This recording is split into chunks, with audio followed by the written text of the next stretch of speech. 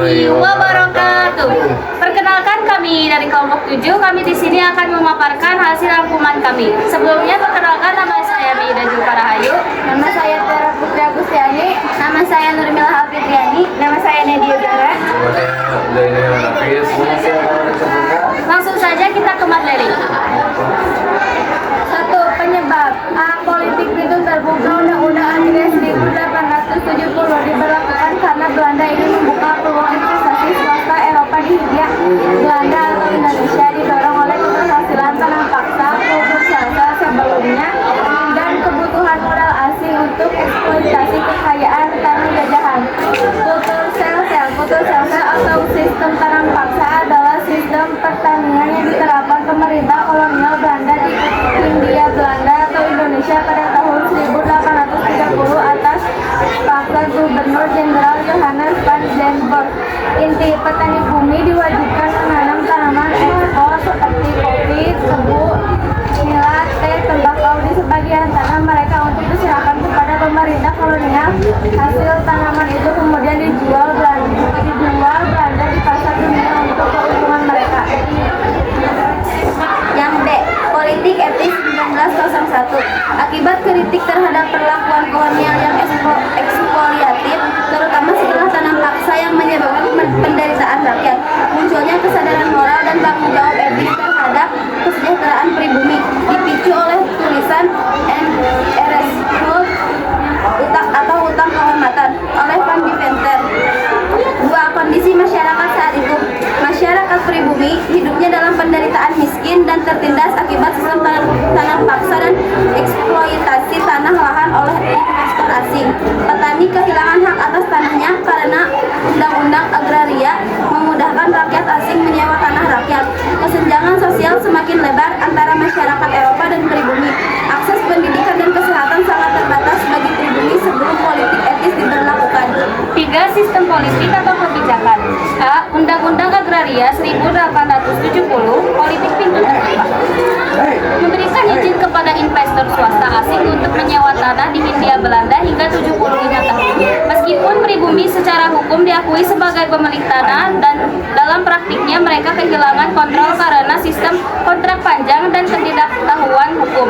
Tujuannya adalah untuk membuka sektor pertanian dan perkebunan kepada modal asing demi keuntungan ekonomi Belanda. B. Politik etis 1901 diumumkan oleh Ratu Wilhelmina sebagai bentuk balas budi atas eksploitasi yang dilakukan terhadap rakyat pribumi. Pelaksanaannya dirancang dalam program Trias Van Deventer, yaitu 1. Irigasi. Pemerintah membangun saluran air waduk dan bendungan untuk meningkatkan produktivitas pertanian rakyat. Tujuannya agar hasil pertanian meningkat dan rakyat lebih sejahtera. Namun, pembangunan ini banyak dilakukan di wilayah perkebunan milik swasta sehingga rakyat belum sepenuhnya merasakan manfaatnya. 2. Edukasi atau pendidikan. Mendirikan berbagai sekolah bagi rakyat pribumi seperti Holland Inland School atau HKS, sekolah guru, White School, dan sekolah lainnya. Tujuannya agar masyarakat pribumi bisa menjadi tenaga terampil dan memahami administrasi kolonial. Tapi akses pendidikan masih terbatas untuk golongan tertentu seperti priai dan anak pegawai pemerintah, belum merata ke seluruh rakyat. 3. Migrasi. Transmigrasi kolonial. Pemindahan penduduk di Pulau Jawa padat ke wilayah luas seperti Sumatera, Kalimantan, dan Sulawesi diharapkan bisa mengurangi kepadatan dan membuka lahan pertanian baru. Namun rakyat sering dipindahkan ke daerah perkebunan milik swasta, bekerja dengan upah rendah dan fasilitas minim. Program ini lebih menguntungkan pihak Belanda dibanding rakyat yang dipindahkan. 4. Dampak politik pintu terbuka. Tanah pribumi dikuasai perusahaan asing. Ekspropriasi hasil bumi oleh swasta. Meningkatkan pendapatan Belanda tapi memperburuk kesejahteraan rakyat. Politik etis meningkatkan akses pendidikan, melahirkan kaum terpelajar atau priai baru, muncul kesadaran nasionalisme dan embrio pergerakan kebangsaan, namun pelaksanaan sering tidak merata dan cenderung masih menguntungkan Belanda. Namun untuk pelaku peristiwa 1930 Jonathan dan resmi melakukan tanam paksa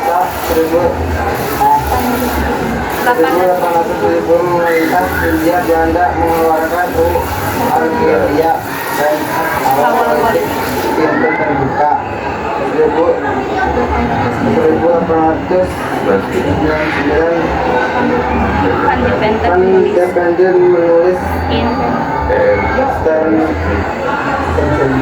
TNS School. TNS School 1941 Ratu Wilma mengumumkan dimulainya politik Etis 1908 Bertemu dan Wahidin mendirikan Budi Utomo awal Gerakan Nasional 1912 Bos Cokroaminoto mendirikan Serikat Islam. Serikat Islam 1928 para tokoh muda mengadakan Sumpah Pemuda. 1945 Soekarno Hatta memproklamasikan kemerdekaan rakyat Republik Indonesia. Sekian dari kami, mohon maaf bila ada kesalahan. Wabillahi taufiq wal hidayah. Wassalamualaikum warahmatullahi wabarakatuh.